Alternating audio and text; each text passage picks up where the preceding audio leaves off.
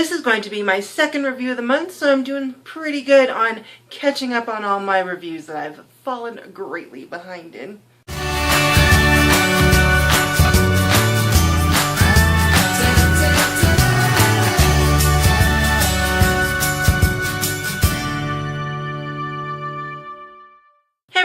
Welcome back. Today's review is going to be of The Neverland Wars by Audrey Greathouse. I requested The Neverland Wars from NetGalley for review after I saw it on Rebecca's channel from Why Mermaids and saw her review on it. It sounded intriguing, but it didn't sound like something I would love, but I was still on the hunt for a good Peter Pan retelling. Of course, I have found Neverland by Wendy Spinelli, which I absolutely loved, and I'll leave the link for that review above.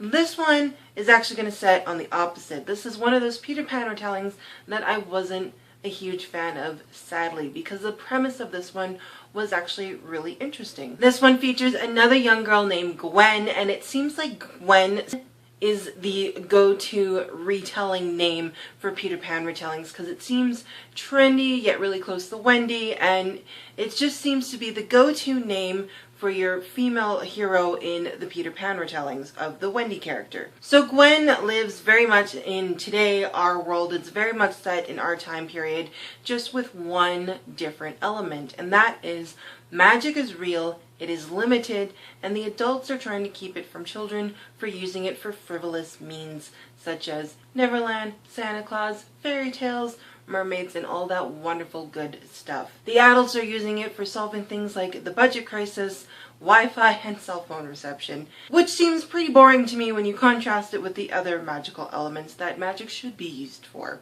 After the mysterious disappearance of her sister, Gwen also finds herself in Neverland after following her sister and Peter Pan to that magical world to try and convince her sister to come back to reality. Gwen enters this land of Neverland in this magical world of childlike innocence while leaving her debate team the chance of being the homecoming queen and her homecoming date back at home, and that mixture of being in between childhood and adulthood at the age of 16.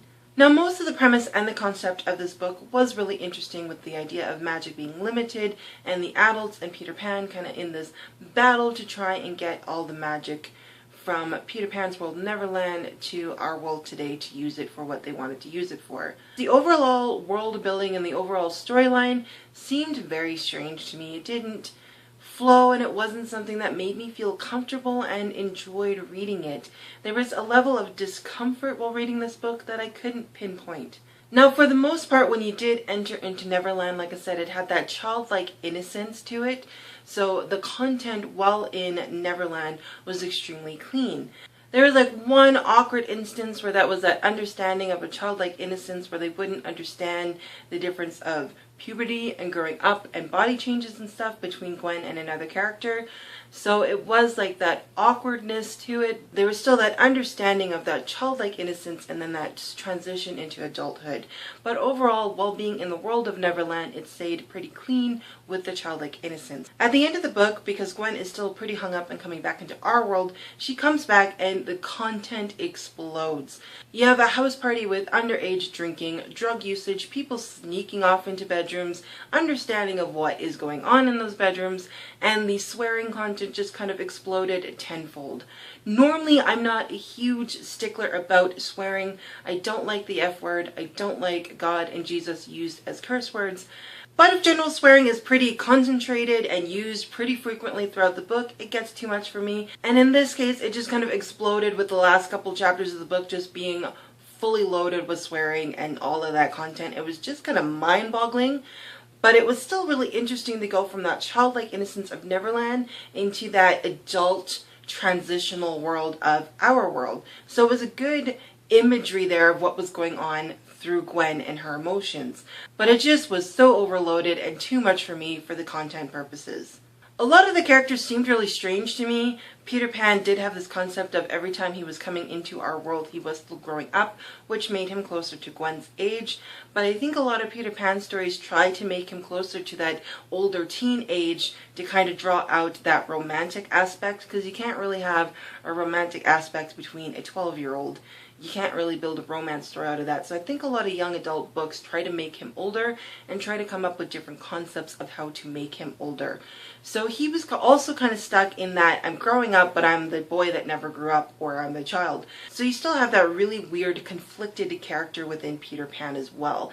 And also with Gwen, you had that conflict between an adult and a child, and then with the rest of the Lost Kids, you had that childlike innocence of just being children and being who they are and not understanding the bigger world that was going on around them, and that they were just living in how they live in their world with that imagination and that childlike wonder. It didn't have all of your typical Neverland characters, it just switched them out some bits, and it had that very dreamlike fairy tale world to it. The whole world of Neverland itself was very strange. It was like Neverland meets Alice in Wonderland on some very strange dream. It was almost like taking Benadryl before bed and having a Benadryl induced dream. That's the only concept I can match it up to, and it was just a very odd feeling reading this book.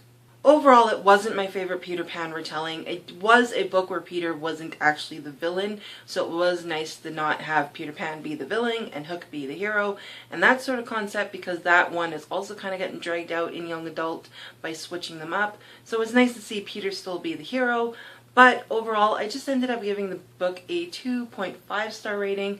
The concepts are really good. The writing style was actually really well done. I really did enjoy the writing, and it did keep you going.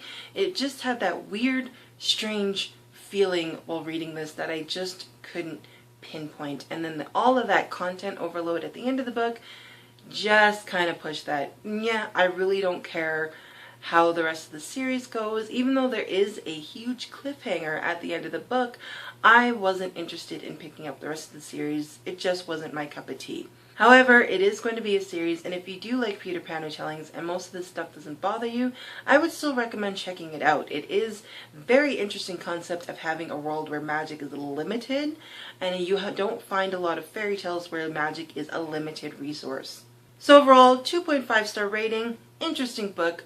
About a moderate content rating, wouldn't recommend it if you're looking for a clean read, but if you're looking for an interesting Peter Pan retelling, I would still recommend for you guys to check it out. That is all for me today, guys. Thanks so much for watching this fractured review on The Neverland Wars by Audrey Greathouse. As always, guys, thank you so much for watching. I'll see you next time. Bye!